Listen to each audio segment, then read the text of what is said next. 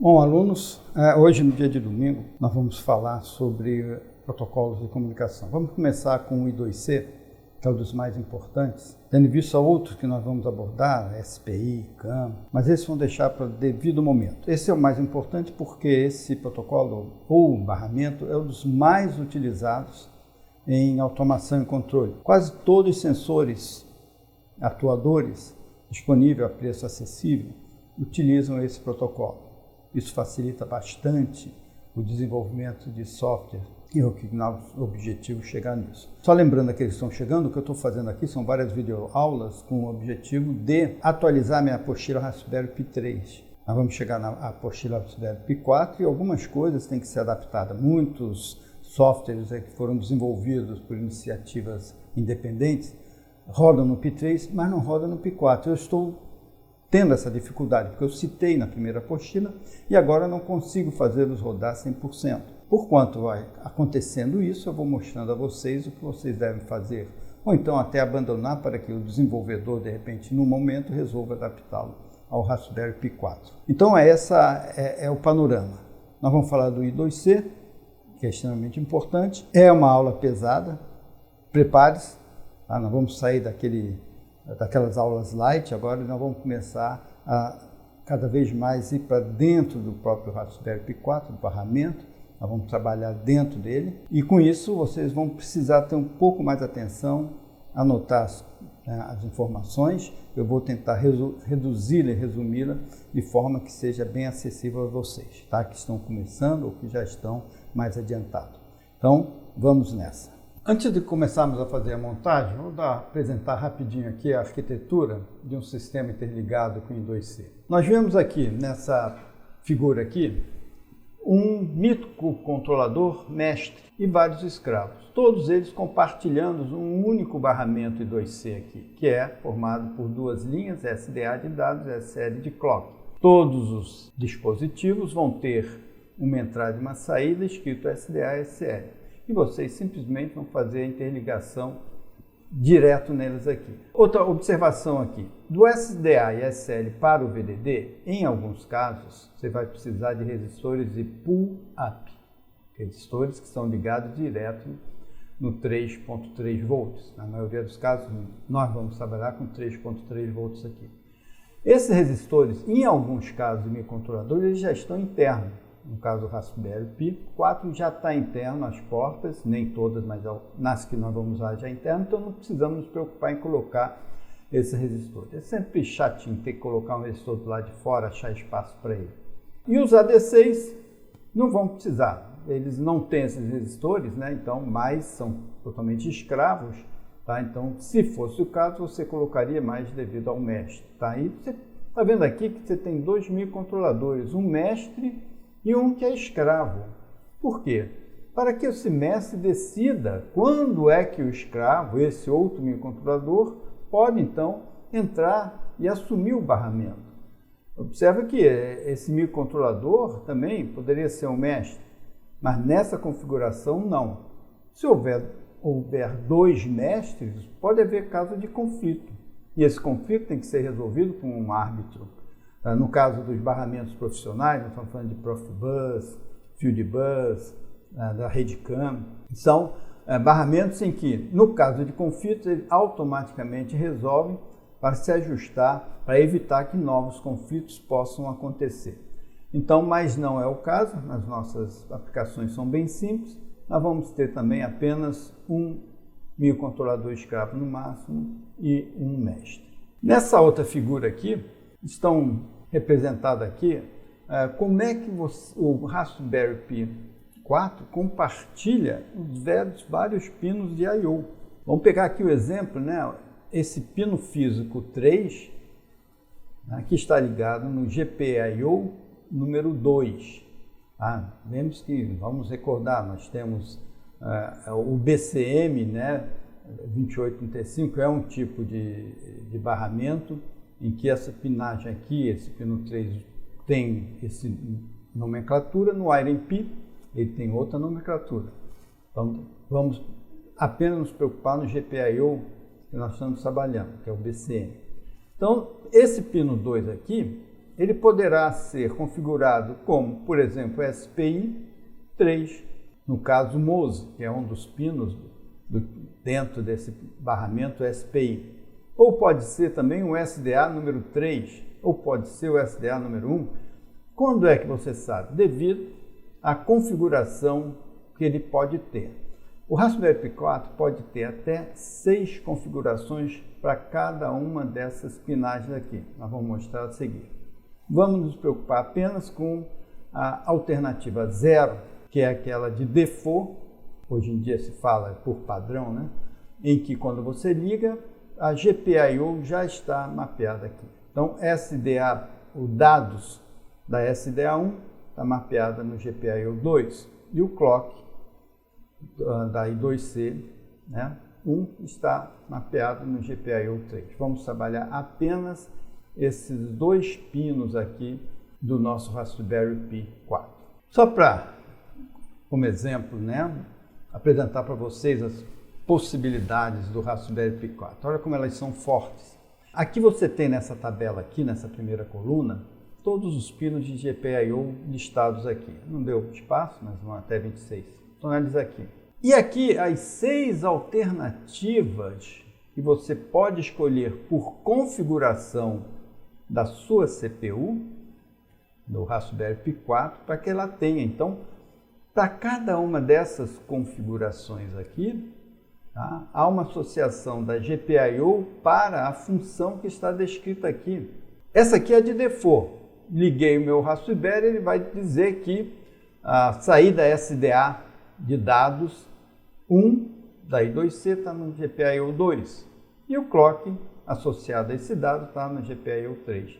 Mas se eu escolher, por exemplo, a alternativa 5, já é diferente. Eu já estou usando aqui, olha, a I2C de número 3. É uma questão, né, da escolha do quem fabricou, quem projetou esse Raspberry Pi 4. Então, olha só aqui, ó. Você tem a alternativa 1, alternativa 2, olha só, todos os pinos mudam completamente de significado. Na alternativa 3, por exemplo, você tem vários barramentos aqui SPI prestigiados. Então, se você tiver vários dispositivos SPI, escolham, por exemplo, a alternativa 3. Se vocês tiverem, por exemplo, vários dispositivos serial comum RxDX, escolha a alternativa 4. Aqui, D2, D3, D4, D5. Então, você pode botar vários dispositivos aqui. Inclusive, porque no caso dos RxTX, eles não podem ficar em paralelo. Então, aí, no caso, você vai ter que realmente ter para cada dispositivo, né, ponto a ponto, uma comunicação, né, uns pinos associados a ele. Então, na alternativa 5, você tem prestigiado aqui várias I2C, vários barramentos I2C. Então, aqui, ó. Isso a gente fala mais à frente. Então, apenas para dar um gostinho daquilo que está esperando a gente lá pela frente. São decisões que nós vamos ter. Por enquanto, vamos nos ater a essa primeira aqui. Vou mostrar a vocês agora como é que vocês vão configurar o Raspberry Pi 4 para poder entender as portas I2C. Ele vai configurar. Já por default, nós sabemos que a alternativa 0 que vai ser a programada. Então, vamos chegar aqui nessa framboesa aqui, vamos pegar aqui em preferências, né, Raspberry Configuration, as configurações que eu quero, e ele então vai me mostrar aqui interfaces, e nas interfaces eu vou habilitar I2C. Olha, pronto. Provavelmente, se vocês estão começando agora, ela está desabilitada por default ou por padrão, depende. Vocês habilitem aqui, clique OK. Então, a partir de agora, então, aquelas 2 entradas já são I2C. Agora, eu posso testá-las como? Eu vou fazer, vamos chamar um terminal.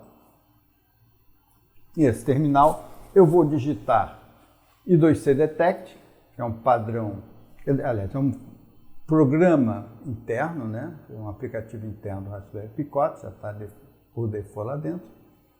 -Y, qualquer yes, né? Caso ele queira me perguntar alguma coisa, eu digo que aceito e tal. E 1, a saída 1, podia ser a 2, a 3, a 4, aí, né? Nós vamos chegar nesse ponto lá.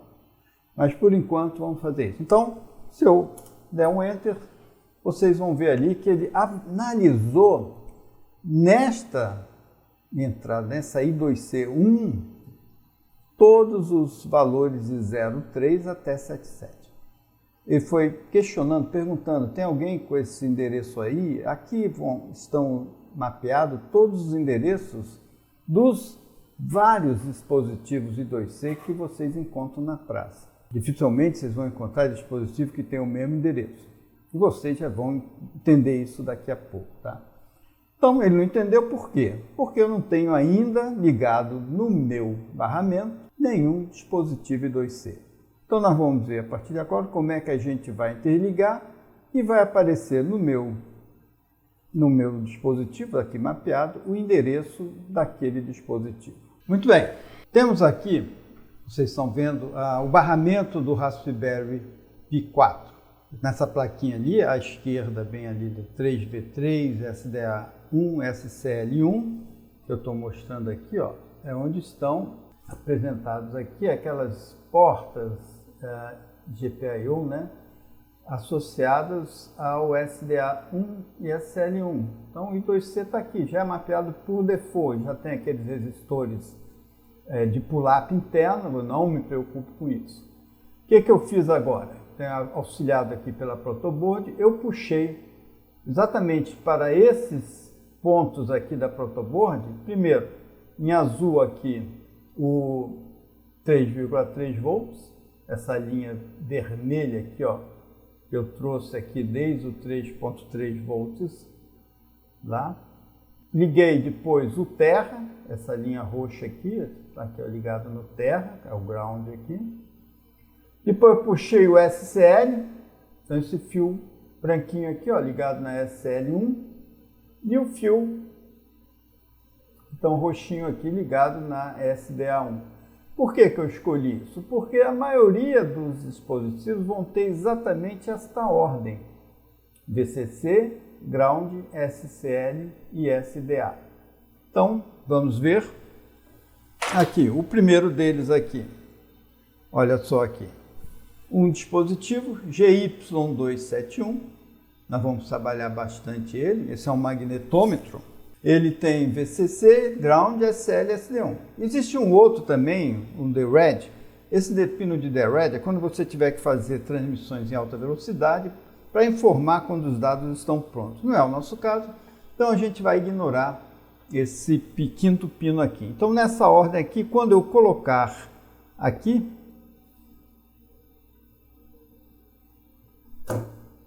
coloquei aqui. Então, nós teremos agora mapeado no barramento,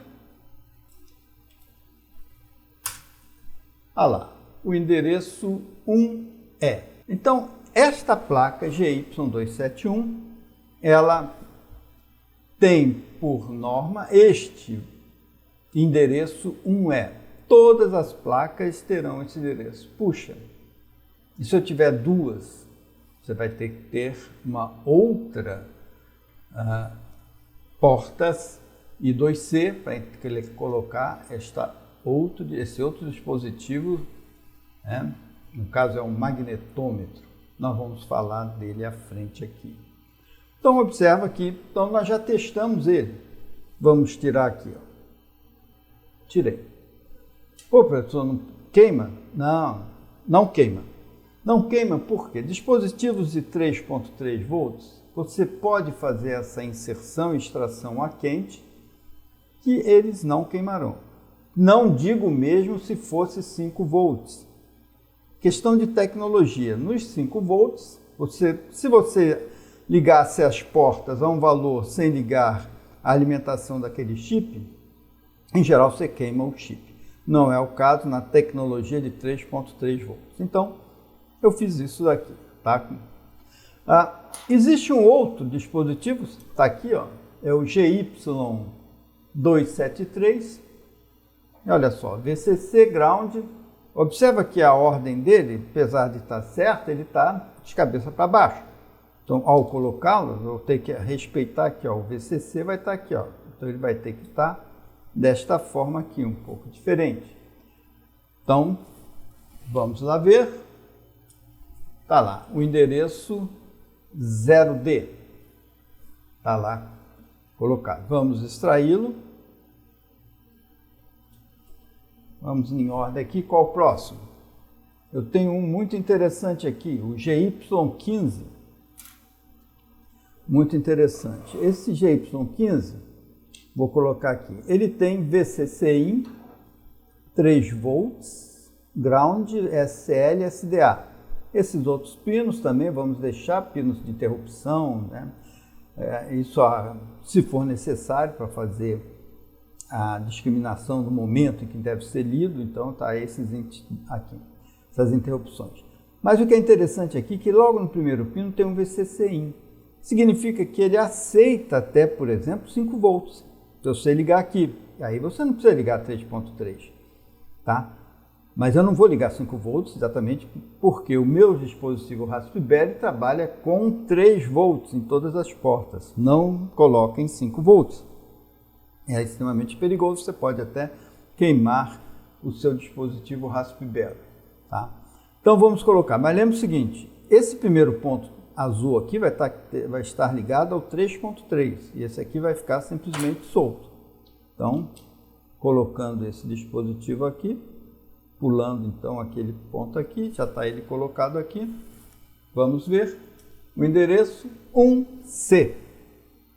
Então, esse MMA 815, ele tem esse endereço 1C. Depois nós vamos falar sobre ele aqui. Mais algum? Temos outro bem interessante aqui. Olha aqui, um display. Esse display aqui, VCC Ground, é a mesma ordem, tá? Tem mais chip select, ou é dado de controle, você pode selecionar se você quiser alterar as configurações internas, mas se não for o caso, vamos usar apenas o I2C para poder enviar dados para o display. Então vamos colocá-lo aqui. Coloquei. Qual o endereço dele? 3C. Então esse displayzinho, nós vamos trabalhar com ele, tem endereço 3C. Próximo. Temos um outro aqui. Está aqui. Um outro dispositivo, GY80. Tá? Esse GY80, ele tem também uma entrada VCC-in, se você quiser alimentá-lo com 5 volts. Não vamos nos preocupar. Então, da mesma forma, nós vamos fazer essa jogada. Nós vamos pular os 5 volts, vamos ligá-los apenas no 3 volts. Então, o endereço dele... agora nós temos um problema. Então, nós estamos com o endereço 1E536977. O que significa isso? Que esse dispositivo, ele tem 4 sensores internos e sensores de 3 eixos. Eles têm acelerômetros, eles têm giroscópio, que são mais, na realidade, girômetros, ele tem os magnetômetros e sensor de temperatura. Então, ele é provido de vários sensores internos para trabalhar principalmente numa plataforma inercial, que é um assunto extremamente interessante e pronto para o Raspberry Pi 4. Vamos falar nisso, vamos usar esse, talvez até um outro mais adequado, e nós vamos explorar isso, o efeito 3D dos movimentos desse sensor que vai detectar no espaço as alterações do seu Raspberry Pi 4. Tá, vamos retirá-lo, vamos testar um novo aqui. Esse é mais complicado porque ele tem mais pinos. Tem um outro aqui, GY9250. Também acelerômetro, giroscópio, vamos colocá-lo. VCC Ground, esse não tem a opção de 5 volts, então não há problema algum. Vamos colocá-lo aqui. Muito bem, qual é o endereço dele? 68. Então, esse dispositivo tem apenas um endereço. Mas nós vamos ver internamente, esse, apesar do endereço ser 68, ele tem internamente vários sensores. Tá? Vamos chegar nele mais à frente aí. Vamos tirá-lo. É meio difícil, né? Temos um outro que eu uso bastante, que é esse rapazinho aqui, ó. A gente pode ver ele daqui direto, tá? olhando de cabeça para baixo, né? É o BME 280. Então, é um sensorzinho de temperatura, pressão, umidade. Está usado nas estações de meteorologia. Então, vamos colocá-lo aqui. Qual o endereço dele? 76. Olha só. Então, vocês estão vendo que cada sensor que eu coloco aqui, ele tem um endereço diferente. Tem um último aqui, nessa primeira apresentação, para vocês. É esse daqui. Esqueci de dizer, mas vamos lá, vamos ver o endereço primeiro dele. Endereço 77 desse dispositivo aqui. Então, está ele aqui, que é o GY63. Então, cada um desses que eu mostrei para vocês, que às vezes tem mais de uma versão, por exemplo, esse sujeito aqui é uma versão do 280 anteriormente. Eu coloquei.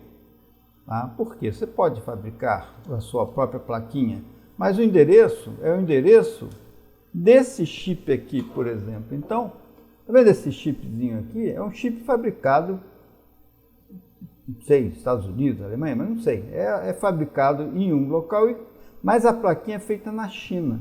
Então a China compra milhões desses chipzinhos, agrega ao valor desse sensor, essa placa com os resistorizinhos, pinos e I/O. Isso tudo já está contemplado aqui. Mas ele faz alguma coisa mais fácil de ser trabalhada. Então, e vende barato, além de ser barato, né? O conjunto é barato. Essa é, digamos aqui, a esperteza do chinês. Ele consegue fazer alguma coisa barata utilizando um chip que nem é, às vezes, fabricado na própria China. Então, nós vamos ver a Honeywell, não é chinesa, a Bosch não é chinesa, e a China usa bastante esses dispositivos nas suas placas. Bom, acabei de mostrar para vocês aí como é que vocês conseguem identificar o endereço de um dispositivo I2C. Apresentei vários, tem acelerômetros, magnetômetros, de temperatura, pressão. São desses mais comuns usados aí no dia a dia aí, pelo pessoal que gosta de programar em Arduino.